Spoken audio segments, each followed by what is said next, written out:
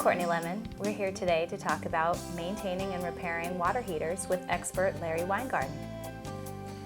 So how many water heaters have you seen in your life? Worked on? I've worked on over 4,000. Over 4,000. And out of those 4,000, that's a lot. How many were you able to fix? Well, we keep them all going. What's the typical lifespan then of a water heater? Average life is 9 to 13 years. That's according to the Department of Energy. Okay, that seems to me like a long time. But maintained, I have gotten over 50 years. 50 years. Wow. Right, there are some simple things you can do to keep heaters going. You've made a video on this exact subject that's available on your website, larryweingarten.com. And in this video, which I did have the pleasure of seeing, you cut open a water heater. Why did you do that? Well, people don't understand what's inside of a water heater. They think it's a glass thermos bottle or something. So this is basically a teaching tool to show people exactly how water heaters are made, what's inside of them. You can see this sort of grayish, bluish coating is a glass lining on it. It's a steel tank. This is you can see fairly thin steel. And then this has 2 inches of insulation, foam insulation, and a steel jacket. Other pieces of the heater, this thing is a sacrificial anode rod. It corrodes away so that the steel of the tank cannot rust. When you get close to the end, you want to listen. Hear a little hissing sound is actually air getting sucked in. That's good. If we saw water coming out here, or didn't hear that hissing sound, that sucking sound, stop, because the thing is going to shoot water out and this anode's going to take off like a rocket with water pressure. That's a bad thing. But this is doing fine. Now it's not, I've got it loose, but it's not coming out. So I have a pocket knife trick. Swiss Army pocket knife trick. There's corrosion around there, which I'm getting rid of. Fair amount, actually. You can hear the sort of mushiness on the rod.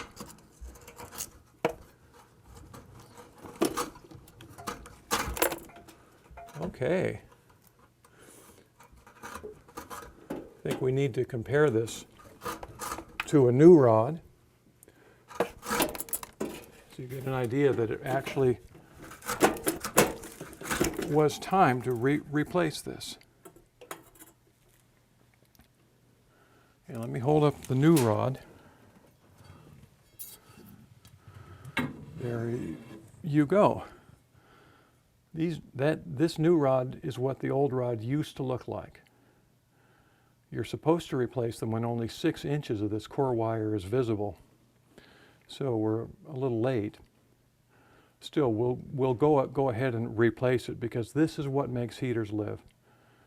This corrodes away slowly, producing a little bit of electrical current, just about 0.8 of a volt, and it prevents the rusting or prevents the steel tank from being able to rust. I've had tanks live over 50 years replacing these rods. Do you think that they can be dangerous? Should people be worried? Water heaters can be surprisingly dangerous. Surprisingly dangerous. Well, here's a little device, for instance. This is called a temperature and pressure relief valve. This thing opens at 150 pounds per square inch or at 210 degrees. The problem is sometimes these get plugged up. You can see this thing is full, solid of calcium, so this thing would never work. So this is a last line of defense. It prevents water heaters from blowing up. But blowing up. They can fly 500 feet in the air, and that you can see that they can demolish whatever building they're in. It's also unpleasant. So if not maintained properly, you're looking at quite a dangerous bomb essentially in your house, way just ticking. A 30-gallon heater is the equivalent of 2 sticks of dynamite. Wow.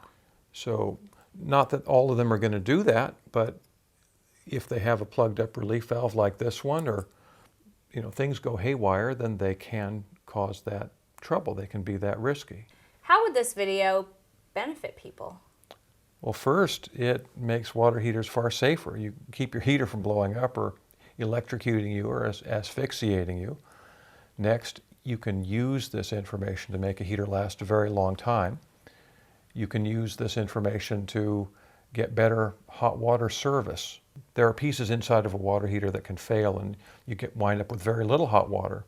Simple parts that don't cost much, but if they're not replaced or maintained, you wind up not getting good hot water service. Lastly, you can save money over the life of the heater by maintaining it.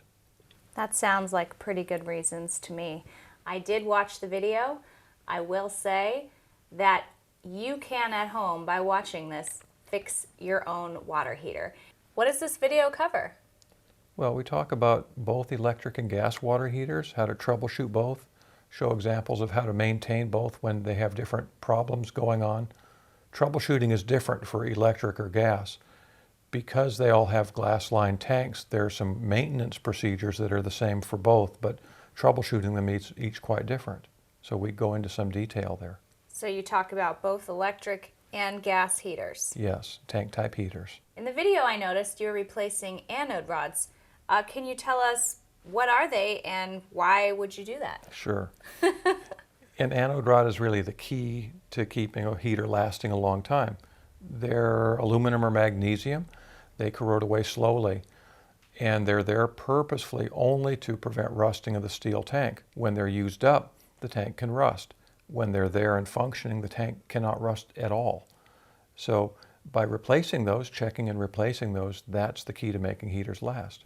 And I show you how to do that, what tools to use, and so on. I'm going to move back and get to the anode rod. It's right here. You should be able to see that. Now there's a number of different ways to get anode rods out of heaters. This is a 3/4 inch breaker bar. I've broken 1/2 inch breaker bars getting these things out. So I don't even try it. It's fine if that's what you have, you can try.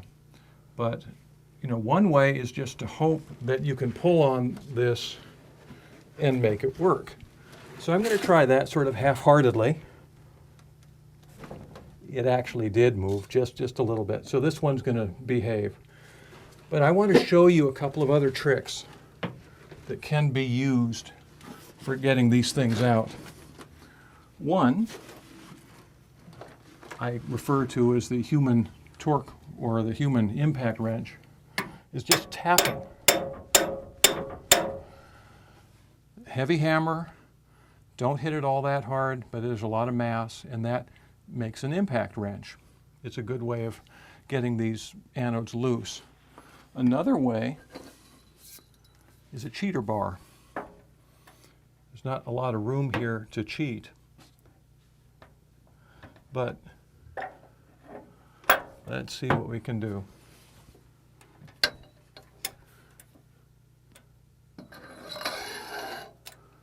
So if I get that on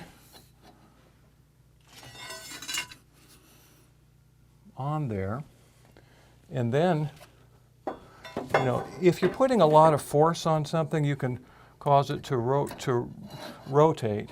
I'm going to be pushing away from me with the wrench, putting this other pry bar between us. I can pull between the two of them and get a lot of force on it way out here. So that's what I'm going to use.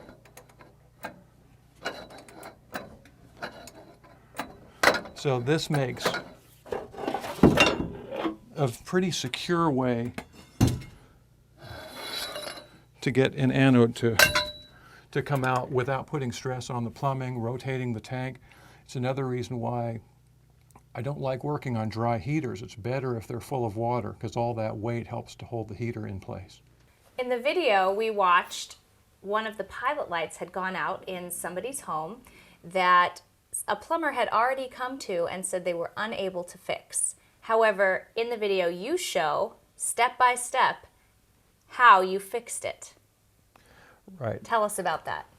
Troubleshooting skills are important with water heaters. And the most common thing for plumbers to do is to just put new heaters in. They're not really trained in troubleshooting. We don't have the facilities in the U.S. to do that. So people don't know what goes on inside of a water heater, regular people or plumbers. So I'm trying to change that. So this is an instructional video that's not just for your average person at home, but also for plumbers. They'll benefit. They will benefit as well. Now these threads sometimes are backwards. And these are left-hand threads. If you went to unscrew them like you would a standard fitting, it would just get tighter. Okay, so here's the device. So the flame's coming out, but it's weak, and it's not, it clearly has put a little soot on that, but isn't really hitting it much. I also see some soot on the bottom of the burner itself and debris on the top of it. So I want to clean this whole thing up. Some people say never to use a needle, but if you're very gentle with a needle for cleaning dirt out, you can do it. But there's so much stuff in this. I just want to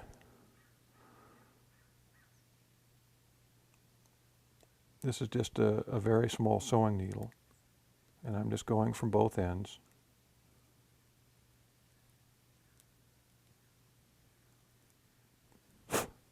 To see what we can do. And I just, no force can be used here.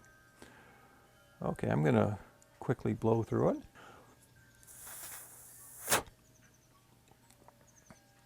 I actually can see light through this thing now, so I'm going to do that test one more time and see if you can see light through it.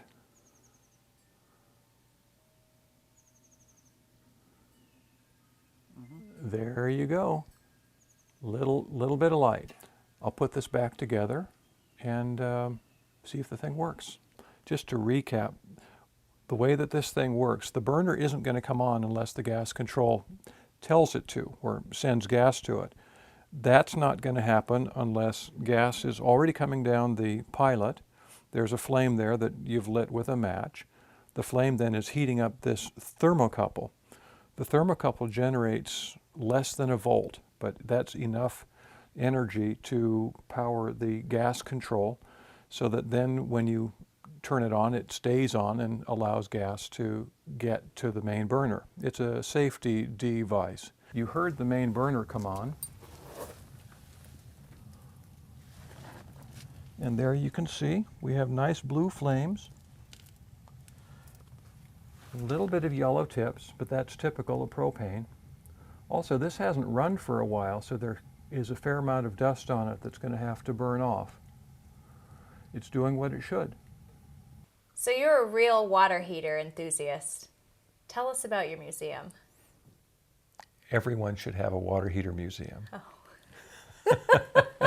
No, I do collect old water heaters. My oldest one is from about 1870, and they all tell stories, and they all teach lessons. They all give interesting ideas on how we actually could do better today to make longer lasting, more energy efficient water heaters, safer water heaters even than we have now, things that could never blow up. So that's why I collect them, for all their ideas. Can you make them today as pretty as they were? For some money, I'm sure they could. No, some of the old heaters were stunning. Stunning. Well, they were meant to be seen. They were meant to be in living spaces where people saw them every day. So they were designed to be pretty. So tell us why people should get this video. Well, it'll teach them how to make their water heaters far safer, how to last longer, how to perform better, delivering better hot water, how to actually cost less over the life of the heater. And whether they do the work themselves or this video just gives them the information they need to tell their plumber just exactly what to do, they can benefit from it.